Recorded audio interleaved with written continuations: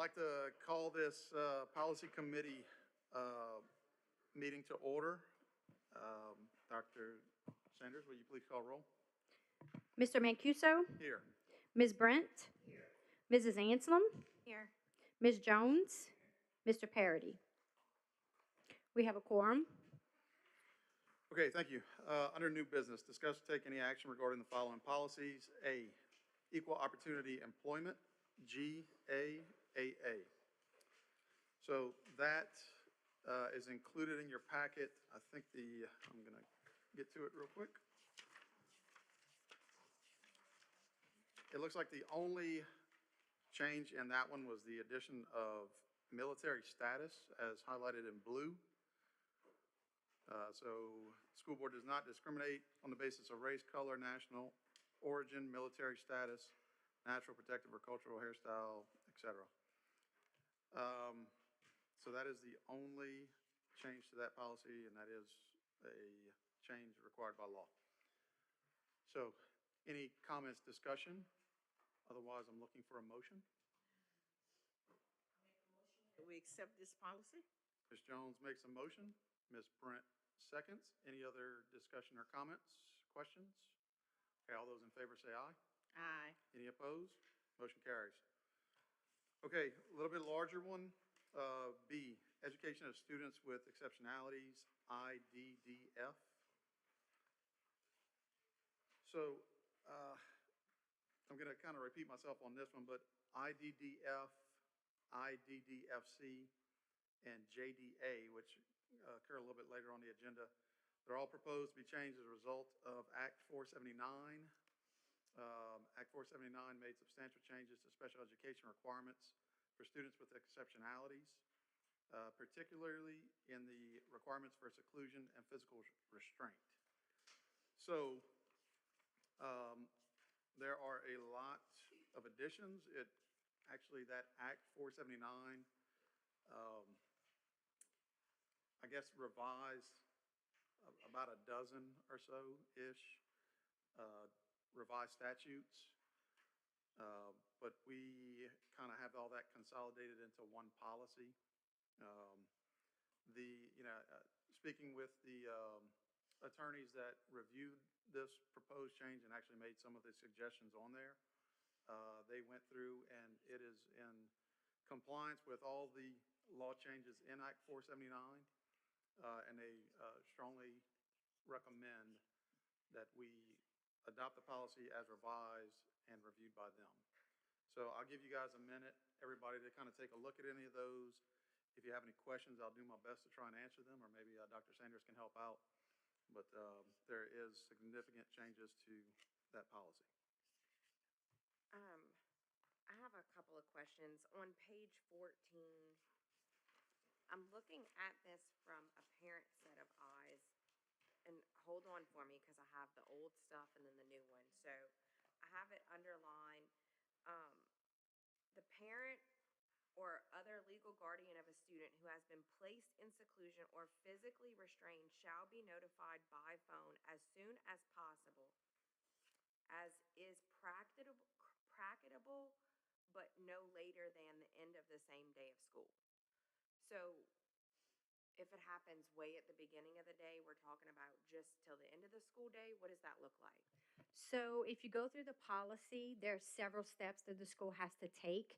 And what we're doing is we're taking all of those steps and we're putting it into the same format as any of our other incident protocols that we have that go in our emergency operations plan. And so contact parents will be one of the immediate steps.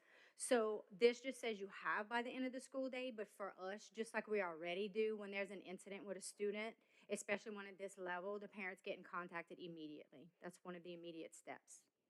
Okay, so I'm not saying it has to be put in there. I want you to take a step outside of being the superintendent. Would you feel more comfortable to know that in the policy as a parent, that they have till the end of the day? However, it's one of the first steps. Because I can look at it as a board member, but when I look at it from a parent's eyes, I want to know my kid's okay the minute that you have a second. Ms. Anselm, if I may, part of this is that this is the policy, the policy and the law requires us to have additional procedures in place that I think would be a better place for that requirement, that we would try to do it as early as practical. Look, and that is straight out of, I actually printed out the Act 479, and that is word for word what it says in there. And I get it, like, we want to notify the parent as soon as we can, but, I mean, I think that would be better suited. We kind of, repeat the law in our policy, but in that procedure that we are required by this law to also have, that we could have a little bit more tighter timeframe on that. So that's what I'm saying. It doesn't necessarily have to be in here, but if it's not in here, I would like it somewhere to where a parent understands like where they fall in the totem pole of this situation. Because there have been situations, even with my own child, nothing bad. I would have liked to have known, and because I have a good relationship, I feel like I've been comfortable enough. I'm originally from here. When I came back here, I knew who was with my child. But some people don't necessarily have a bond or a confidence to where I would like to see it put somewhere, if not necessarily in the policy, but for the parents to understand it. Well, Well, the parents do get a handbook, am I correct? But, I mean, so those procedures would be outlined accordingly. And it's not our fault if they don't read it, but it appears. I think that'd be a better place for it to be more detailed in description. But I wouldn't want to hamstring ourselves here by putting something that's not, it's saying as soon as practicable, but no later than. So we can exceed the end of the day, but we have to do it as soon as practicable.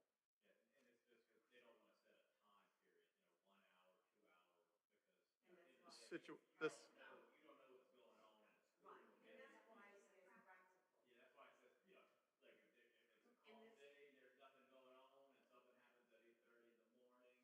And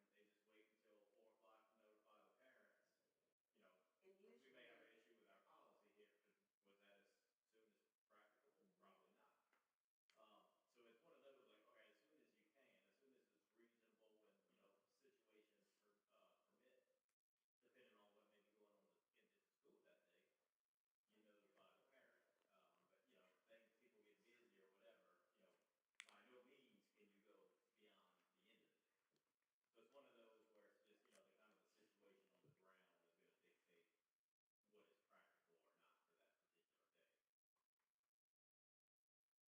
And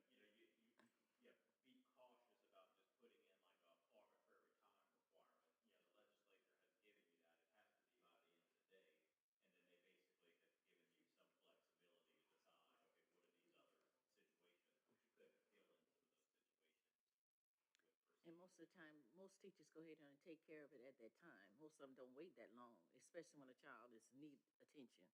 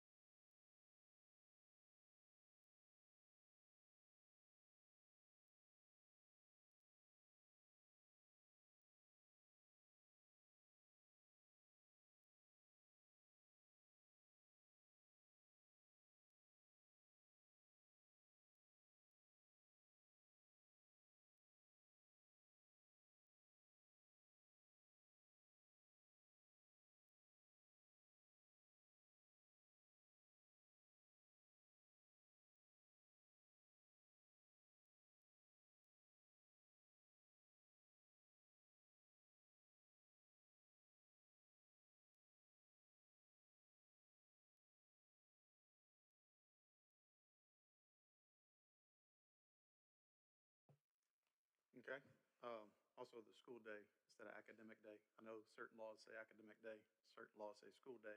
It's but that's the way the law is written. I'd recommend to leave it the way that the law is written. Like I said, that was, recommended, highly recommended from the attorneys that reviewed this policy. However, great question. Any others?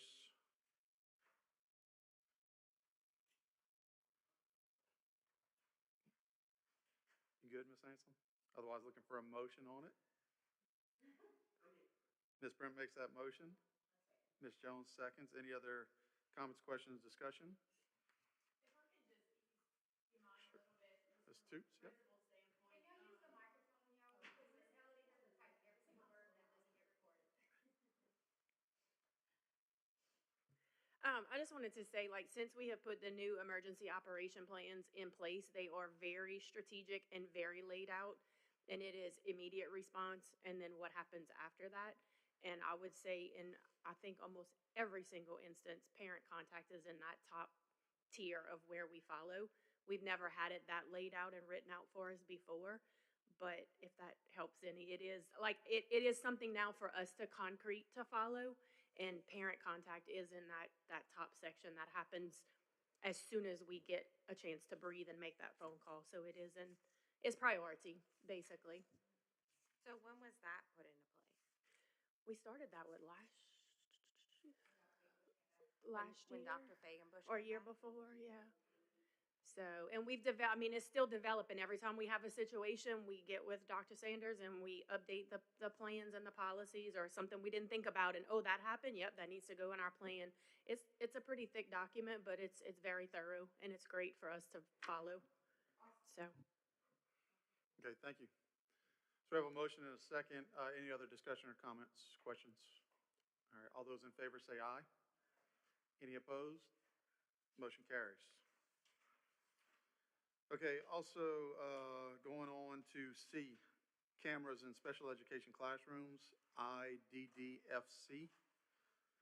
So that one also came from Act 479. Everything in the previous one was in Section 1. I think this was in Section 2 of the Act.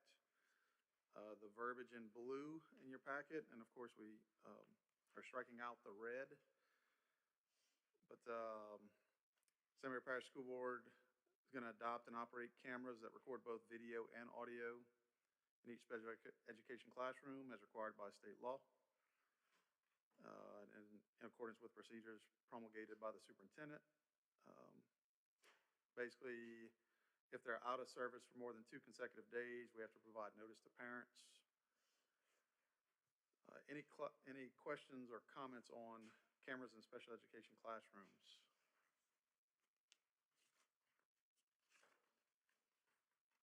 I mean, comment-wise, it makes me feel a lot better knowing that there are cameras in that classroom for the protection of the student and the protection of our educators, because we never know what could happen in those situations. I think this was a win in this last legislative season.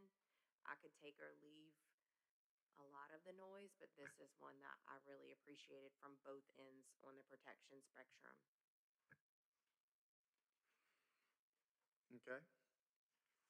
And with that said, do you want to make the motion? Looking for a motion? Yes, ma'am. Okay, Ms. Brent makes that motion. Ms. Anselm seconds. Any other questions, comments, discussion? All those in favor say aye. Aye. Any opposed? Motion carries. Okay, D, Equal Education Opportunities, JAA. So again, adding the term military status under Equal Education Opportunities. That is the only change, the addition of military status. So if there's any questions, comments, otherwise looking for a motion on that one. Ms. Jones makes the motion. Have a second? I second that Ms. motion. Anselm seconds. Any other questions, comments, or discussion? Hearing none, all in favor say aye. Aye. Any opposed? Motion carries. Okay, E, corporal punishment, JDA. JDA is gonna be the last one out of that, Act 479 changes. Flip to it, JDA. So that one already had the use of seclusion, and now they added the term physical in front of restraint. If you look on page 26 of your packet. And I think that was the only change, yeah, that was the only change in that one, to better define restraint as physical restraint. Any discussion, questions? A question. Yes, ma'am. So now we saying we could use physical restraint as, when this policy came in play?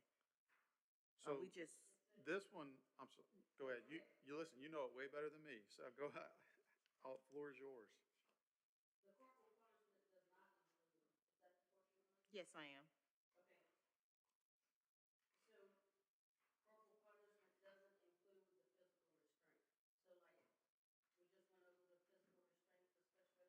Mm-hmm. Right, right.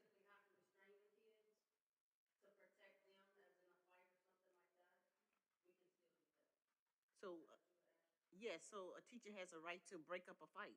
That's what we're saying. Oh, yeah. Okay, okay. But breaking No, up a it's not fight is considered- not physical restraint. There's a Right, very right. specific definition of physical restraint where you're holding a child in a dire situation from hurting themselves or others for 3 minutes or more. Okay. So that's not considered breaking up a fight either. I just want to clarify. Like breaking up a fight has nothing to do with this. And corporal punishment is really a form of punishment. It's the consequences of Right. action. When restraint is being used, seclusion and restraint, that's not a situation where the child is actually being disciplined. It's usually being implemented as a protective Right. measure, just to try to prevent an act that's in the process of happening, but it's not being done for disciplinary measures, which was, corporal punishment was a form of disciplinary. After you did this, I'm gonna whack you on the hand with the ruler. That's what happened to us when, we were kids. That would be corporal punishment. But, that's a different situation when, there's a fight going on or something like this, or, a kid is, having some kind of issue and, we gotta restrain them because they may hurt him or herself or something like that. Right.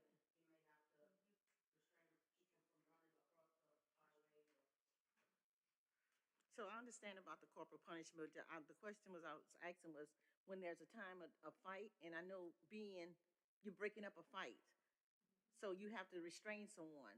What is this considered? So this is not against the law for a teacher to break up a fight. No. That's what I thought. Yeah. Okay. Yeah.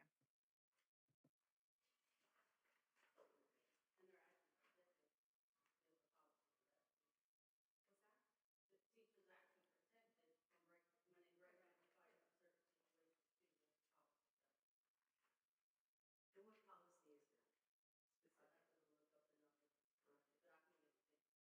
Okay, you can just,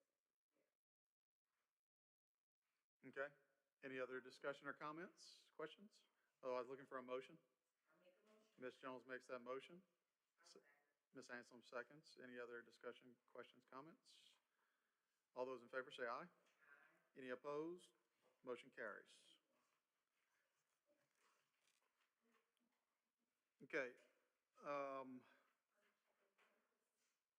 Another little bit lengthy one. F, procurement, DJE. And I'd actually like to take F, DJE, and G, bids and quotation. Well, I guess I have to do them separately. I'm sorry. We're changing, I think the idea with procurement was changed to purchasing, or was it purchasing before? Okay, so F, procurement, DJE, that's going to be revising the title of our purchasing policy to procurement, okay? So you have a copy, so just to let you guys know, so we're setting the policy on how the different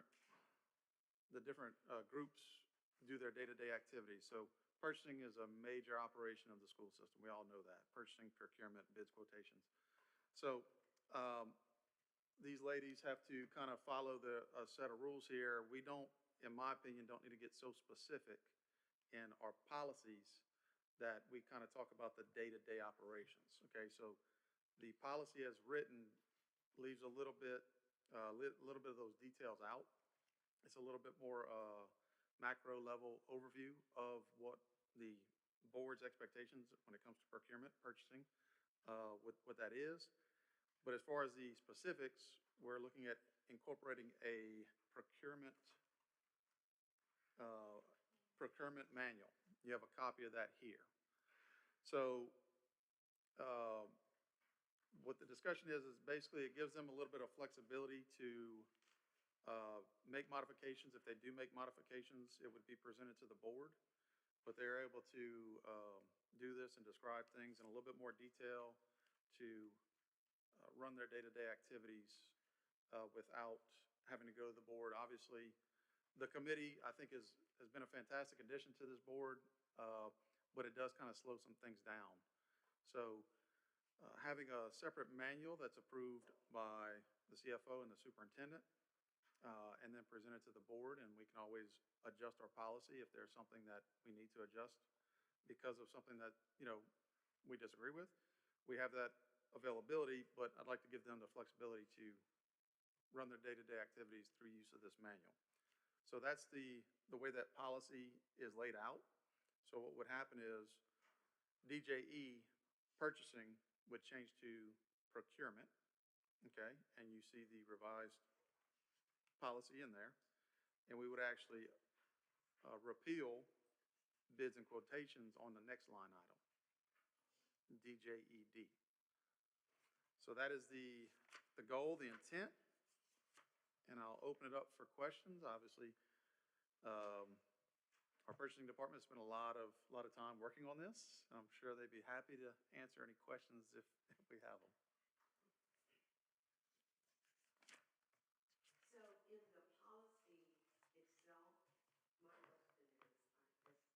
my question is, in the policy itself, would it be referenced that the procedures that needs to be followed comes from this specific handbook? Yes, ma'am. Ms. Wazner, you want to? Yes, ma'am. Okay, so that is a part of the policy, correct? That you all follow? Yes, ma'am, as well as every single statute that's in the 50-page manual is referenced in the summarized policy. Yes, ma'am. Thank you.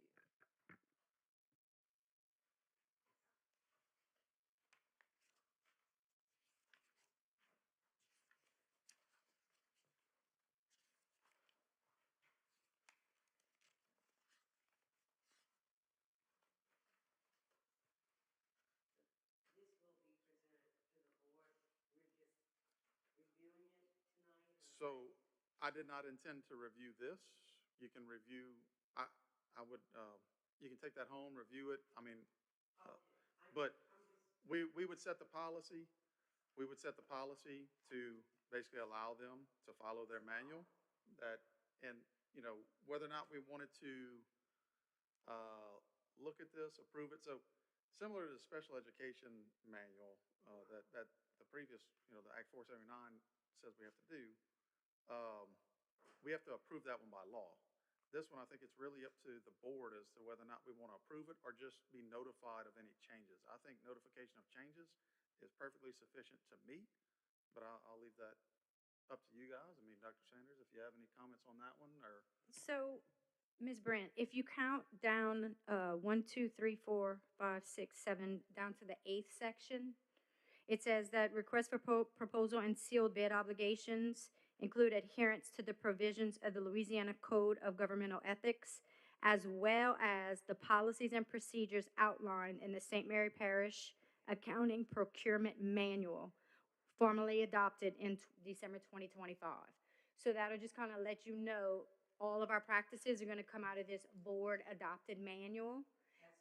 And then annually, if there's something that changes in any type of law, federal, state, or otherwise, that we have to address in our manual, annually, we're going to come back to the board and say, can you adopt our updated manual? kind of like we do for the student handbook and the pupil progression plan and things like that. And that's shown in the 9th paragraph. Thank you. Okay, Yeah. thank you, Okay. because that was my next Yeah, question. There I have was trying been- to find it while y'all were talking. I was, Can you answer that? I knew it was in there somewhere. Right, and I'm glad you pointed it out because that's what I wanted to hear and see before, we move forward. Thank you. And the safeguards for the legality to where we're not writing extra policies and procedures that don't necessarily uphold the law or could put us in a loophole with the law as long as everyone has overviewed it. And then the reason for the repeal of bids and quotations is because bids and quotations and purchasing have all now been combined into the one procurement policy. So there's no need for that additional And policy. the details of which are in the manual. Right. Okay, break that down into lamest terms for us, please. Oh, Lamest terms, because we're not speaking for us.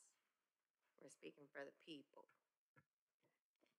Literally layman's terms would be every single way that we buy anything in the district, there's an accountability behind that purchase.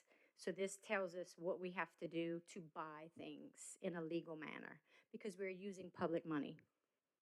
Is that good? Perfect, thank you very much. Well said.